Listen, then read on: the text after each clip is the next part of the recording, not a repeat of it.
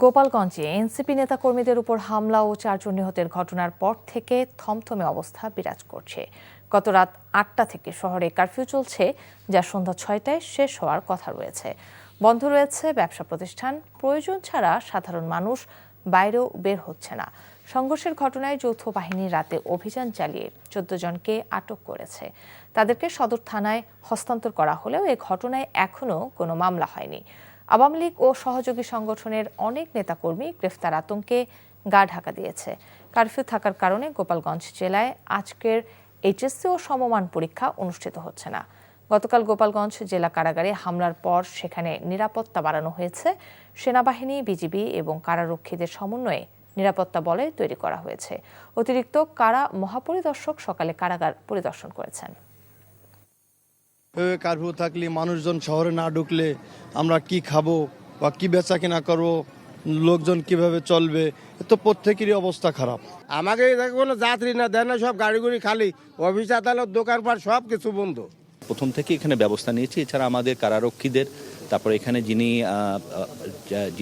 কারার ইনচার্জ হিসাবে আছেন, ওনার সাহসিকতার জন্য আমরা এটা যথেষ্ট পরিমাণে আমরা ট্যাকল করতে পেরেছি। আমরা এখন তো স্ট্রেনদেন আপনারা নিজেরাই দেখছেন এখানে যে আমাদের এখানে বিজিবি আছে, আর সেনাবাহিনী আছে, এখানে পুলিশেরও দিনকে টহল আছে এখানে। সুতরাং গতকালকের চেয়ে আজকের পরিস্থিতি অনেক বেটার। বান্ডেল থাকলে প্রতি সেনমানিতে টাকা বাঁচবে। বিকাশ সেনমানি বান্ডেল কিনে জিতুন প্রতি লেনদেনে। গোপালগঞ্জের সর্বশেষ পরিস্থিতি জানাতে সরাসরি যোগ দিচ্ছেন সহকর্মী নূর হোসেন। নূর, কারফিউর মধ্যে শহরের আজকের পরিস্থিতি কেমন দেখছেন?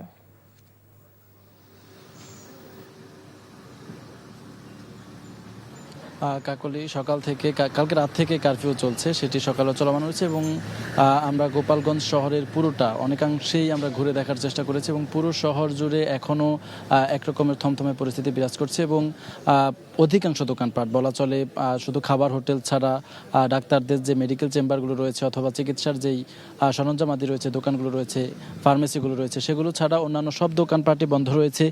এছাড়া সকালের দিক থেকে আমরা দুপুর পর্যন্ত এখন পর্যন্ত সকালে আইন শৃঙ্খলা বাহিনীর সদস্য যারা বা সেনাবাহিনীর সদস্য তাদের উপস্থিতি অনেক কম ছিল, কিন্তু বেলা বাড়ার সঙ্গে সঙ্গে তাদের উপস্থিতি অনেক বেড়েছে এবং গতকালকে যে জায়গাগুলোতে বিএনপির এই আওয়ামী লীগের নেতাকর্মীর সঙ্গে এনসিপি নেতাকর্মীদের উপর আওয়ামী লীগের নেতাকর্মীরা যে জায়গাগুলোতে হামলা করেছে সেখানটায় আইন শৃঙ্খলা রক্ষাকারী বাহিনীর সতর্ক এবং অনেক বেশি সংখ্যক উপস্থিতি আমরা দেখতে পেয়েছি। এছাড়া পুরো শহর জুড়েই আজকে বিজেপি এবং সেনাবাহিনীর যে টহল দল রয়েছে তারা টহল দিতে আমরা দেখতে পেয়েছি। তারা তাদের যে নিরাপত্তা ব্যবস্থা সেটি জোরদার করার চেষ্টা করেছেন। তবে সকাল থেকে এখন পর্যন্ত শহরের কোথাও আওয়ামী লীগের কোনো নেতাকর্মীকে আমরা সেভাবে দেখতে পাইনি।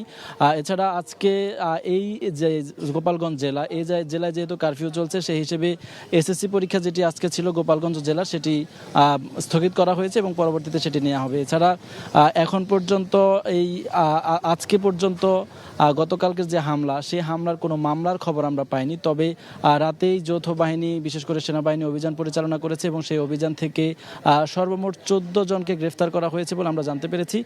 এছাড়া গতকালকের হামলা বা সংঘর্ষের সময় অন্তত 15 জনের মতো আহত হয়েছেন, যারা হাসপাতালে অবস্থান করছেন। এর মধ্যে 12 জন এখনও গোপালগঞ্জ সদর হাসপাতালে চিকিৎসা নিচ্ছেন। কাকলি। দর্শক, জানছিলাম গোপালগঞ্জের কারফিউর সবশেষ খবর। বান্ডেল থাকলে প্রতি সেনমানিতে টাকা বাঁচবে। বিকাশ সেনমানি বান্ডেল কিনে জিতুন প্রতি লেনদেনে।